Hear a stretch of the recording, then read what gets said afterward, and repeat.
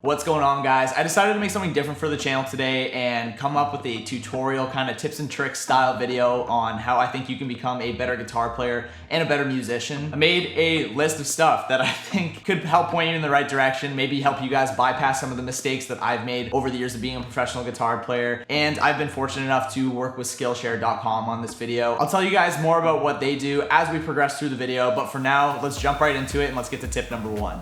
The first thing that I want to tell you guys to do, and it sounds really cheesy and cliche because it is, but it's learn your basics. Learn your basic chords and scales because it's just gonna help you be able to learn the things you want to do. You're not gonna be able to learn the songs that you like if you don't know kind of like the structure behind them or the chords that go with them. That's gonna be a really big part of it. I was fortunate enough to have my dad show me this stuff when I started learning about age 10, but there's tons of awesome resources online now. A big one that I used Guitar Pro software that will like play tabs and stuff back to you, and then you could physically, see like the chord chart for it, or you could slow stuff down, kind of progress that way. Another thing I want to add to the basics, and this is pretty big, is clean your gear, guys. I can't even count the number of times that I've been at someone's house and they had just an old, dirty guitar sitting in the corner that was completely neglected, and I cleaned it and restrung it for them, and it turns into like basically brand new again. Make sure you change your strings. Tip number two, this one is really subjective, but I put it down on the list because I personally find it to be important. Figuring out what your motive is. Why do you want to become better at guitar? You're probably watching this video because you want to become a better guitar player and a better musician. Do you want to join a band? Do you want to do it for fun, just to play for family and friends? Are you looking to become a professional and turn this into a career? Or are you looking to make YouTube videos? I don't know who would ever want to do that. But I think that finding what your motive is and why you want to get better is going to help you, set your end goals, and then you can start to gradually figure out the steps on how to get there.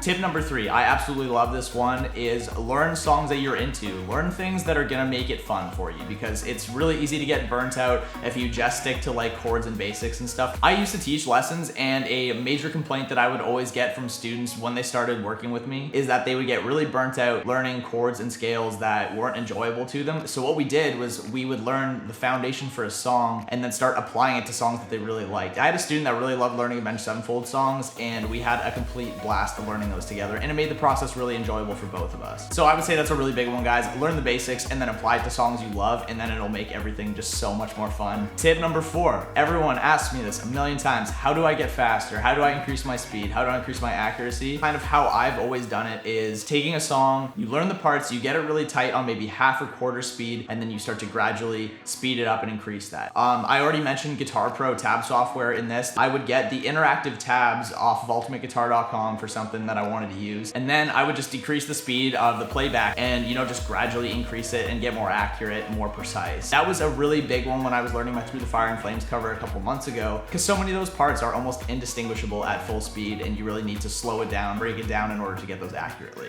Tip number five, this is probably my favorite one of the entire list, and that's record yourself. I record myself every single day, and I'm constantly listening back to my playing, watching a video of my playing and critiquing it. And I think that that's a really, really good way to get better. Compare yourself to guitar players or other musicians that you look up to and be like, okay, I'm not playing this the way that they are. How can I improve that? This is what they're doing differently than I am. You don't need a fancy recording setup to do this. You can honestly just do it on your cell phone. Take a video of yourself, even if it's not the greatest, and then you can start to, make the steps to tighten your playing up. I love the whole recording yourself thing because I think it forces yourself to be critical on your playing and to tighten things up and get to where you want to be. That brings us to the sponsor of today's video, guys, Skillshare.com. I absolutely love this website. I wanted to work with them for a long time because I love what they do. The best way that I could explain it is that it's basically just a giant knowledge exchange hub where professionals in various industries like tech, music, production, sharing their knowledge as professionals and helping everyone just increase their skill set. When I make my YouTube videos, I have to do so many different things, from editing video, recording audio, taking and editing pictures, which I've been really into lately, and it all comes together into the final product. Skillshare is honestly one of the most affordable websites that offer this service. It's about $10 a month for the premium subscription, which gives you access to everything on the website. I've personally been using it for Adobe Photoshop and Lightroom tutorials because I've been getting really into photography. First 500 of you guys to click my link in the description down below are gonna get 2 months of premium access to everything for free. See if you like it. I think a lot of you guys will love this. Thank you so much, Skillshare, for sponsoring this video. Let's get get back to the list. Tip number 6 is a bit more advanced. Once you become kind of a little more established as a musician, learn to collaborate with others. Maybe work in a band setting, collaborate with people online, because we have the ability to do that now and it's amazing.